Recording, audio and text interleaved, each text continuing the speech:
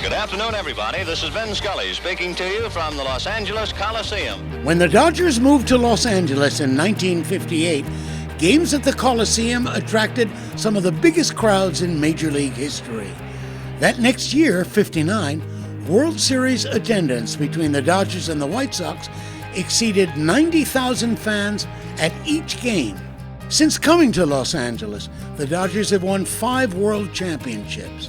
Pitching stars like Sandy Koufax, Don Drysdale, and now Clayton Kershaw have won major awards. They're on their way. Over the years, there were many golden moments in LA. It's always exciting when you win. Anytime you win, it's exciting. In a year that has been so improbable, the impossible has happened. Almost forgotten in all the parades and celebrations are the 2 elected officials who played leading roles in bringing the Dodgers to Los Angeles. Former County Supervisor Kenny Hahn, who passed away in 1997, and ex-City Council member Roz Wyman, who at age 22 was the youngest council member in the history of Los Angeles. Roz says LA didn't have stature as a city until it had a Major League Baseball team.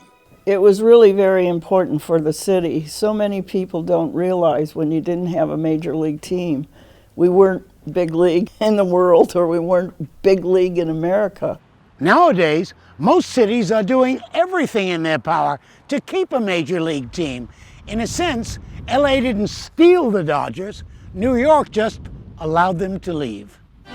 Of course, the Dodgers' history in New York had deep roots, beginning in the 1890s when the team was called the Brooklyn Bridegrooms. The 1950s team was the best in Brooklyn history, with a popular group dubbed the Boys of Summer.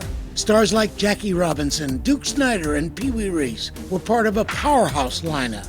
But the Dodgers had outgrown their stadium, Ebbets Field, which was built in 1913.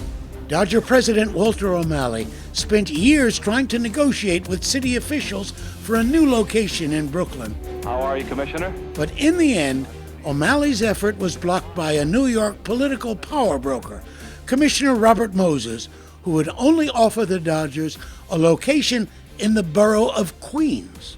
That's when Roz Wyman began exploring LA's possibilities.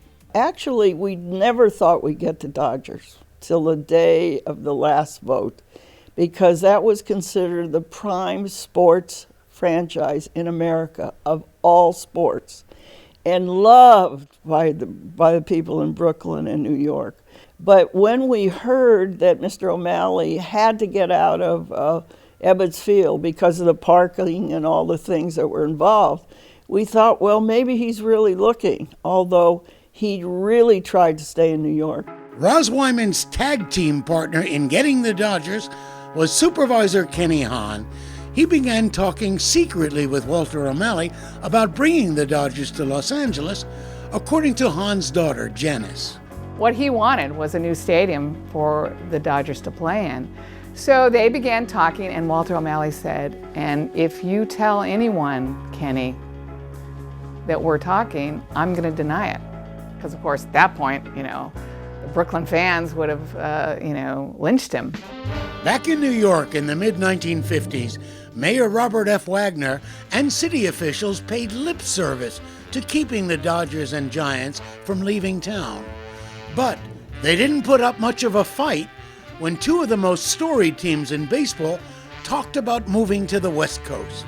I must say, one of the dumb moves of New York was to not only lose 1 baseball team, but to lose 2 baseball teams. Maybe at that time, there wasn't this sense of how much a major league team actually meant to a city in terms of economics. And it's unthinkable to me that they would not have done everything possible to keep the Brooklyn Dodgers. LA promised the Dodgers a stadium, something that New York could not or would not deliver.